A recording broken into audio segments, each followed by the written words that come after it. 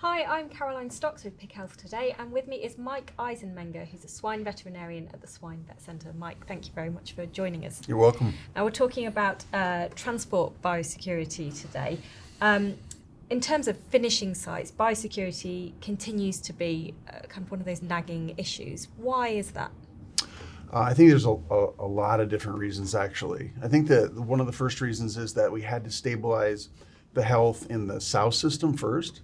And so everything flows downhill and out from a sow farm. And so over the last decade, companies have invested millions into the sow farm system.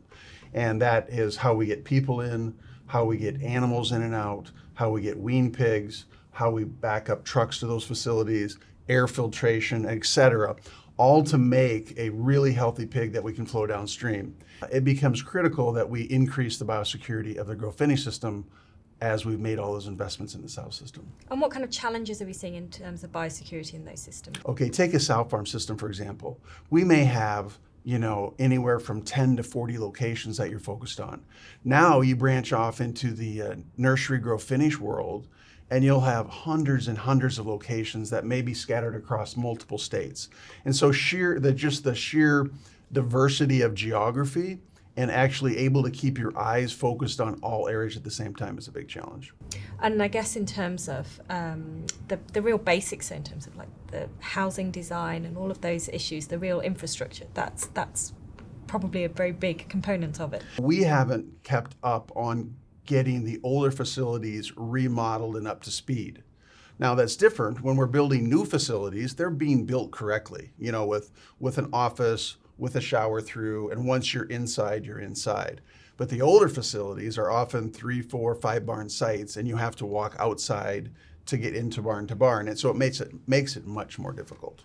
So transportation then, I'm guessing is better than it has been in the past, but probably still falls short.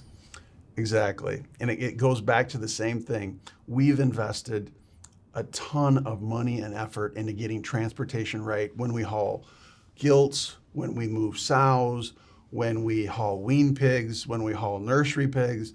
But when we get the finishing pig from the finishing barn off to the market, that's where we're still have a long way to go. And I would say some of the major factors there are, once again, just the diversity. It's so far away and so hard to see. And often market loads are occurring very early in the morning and very late at night, oftentimes when there isn't a lot of supervision going on. So what should transportation be like then? To me, it's easy but hard. The easy one is, I feel like the truck that we bring to the site needs to provide no risk to the farm. Okay, so we have that in today's world on the south side. I have complete confidence that we can take a truck that's hauled infected pigs, bring it in, get it cleaned up, get it disinfected, get it baked and heated, and it's pathogen free. So I can be in that truck and feel perfectly comfortable that I'm not going to transmit disease. Now, for example, suppose that we could do that with all our market trucks, that we could bring it to the site and it is now cleaner than the site. The barn people are good at loading pigs, and so we just let them do what they're good at. Take the pigs from the barn and put them in the truck.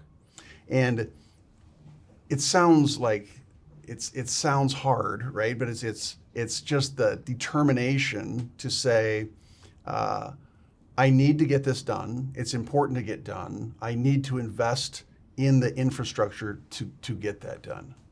And I guess that for a lot of producers, it's making that big change, and it seems like a lot of money, and it's perhaps something they're reluctant to do it initially. It is a lot of money. I mean, I cannot deny that. But honestly, today we're still spending a fair bit of money washing market trucks. We just need to take the next step to get them truly clean and truly heated and baked and clean, so we can get them back to the site and feel really comfortable about that. So what is the best way to get a truck cleaned then? There's no new science, right? You take all the science that is currently on the inside of the systems, like in the sow systems, and you just apply that to the finishing system.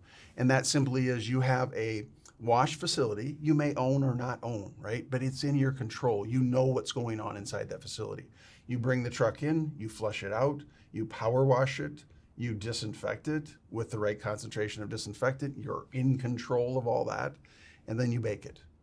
And then after that point, we know from previous experience in testing hundreds of trucks that we can get them clean after they've hauled infected pigs. So we know how to do it. We know what to build.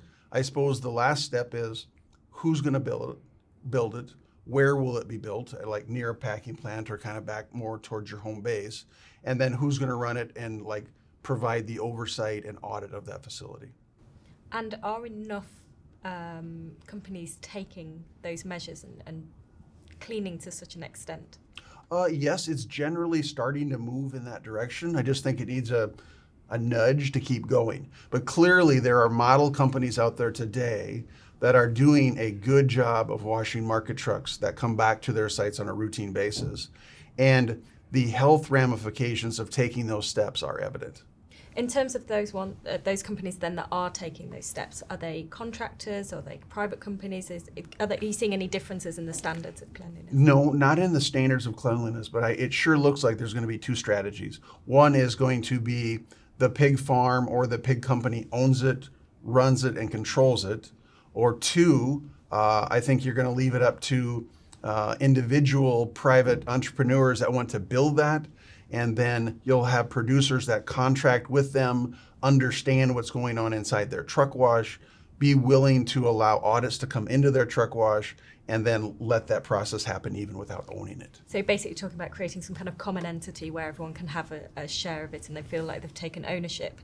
How would that work in practice, do you think? Yeah, there's some real tricks to overcome here.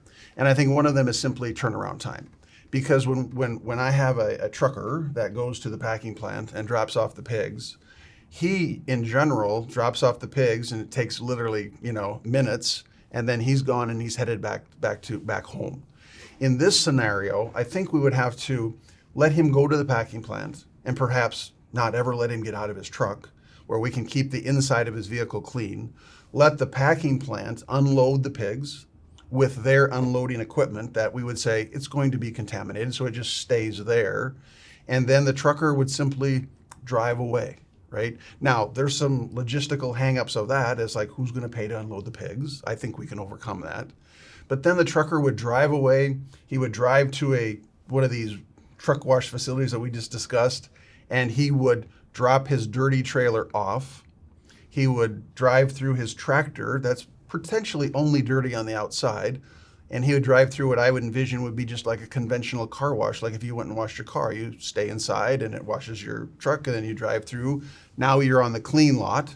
You back up to a different trailer, a pool of trailers, and you head away with a clean trailer that's ready to back up to a farm and be cleaner than the barn it's headed to. So it's quite a logistical challenge. There's a lot to do, right? Because in today's world, most of the contract truckers, they own their tractor. They often own their trailer.